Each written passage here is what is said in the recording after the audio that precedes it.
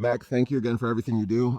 Just want to ask a question. I see what's happening with pseudo, MGM, and I see also what is likely to happen with 7. And I think for the most part, that is a great direction for us to move in. My biggest concern is how do we stop this from then going towards kratom extracts, full spectrum extracts next? I understand we're all here to protect the leaf and the capsules in that natural form, but I've seen the legislative creep happen over and over again in this industry and in multiple industries. What do we do to prevent that? How do we educate when we can barely even talk about the plant? Great question. Here's the bottom line to answer that question. There are some things that are completely out of our control. And those things we just have to do the best we can to mitigate the damage that they create. And those are things like somebody getting in and raising objections about kratom. They're heard, they're not valid. Those things we cannot control out of the answer.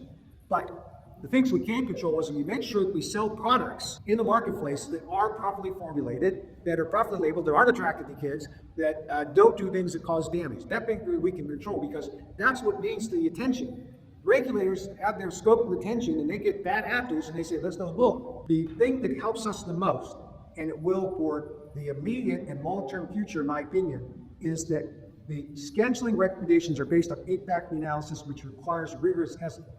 And the testing based on that group of scientific papers strongly supports kratom remain one market, and nothing is better than what happened on June 1st with the NIH with their investigation of the new drug application.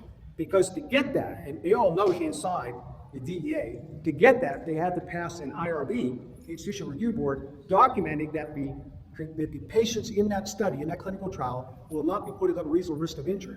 They passed.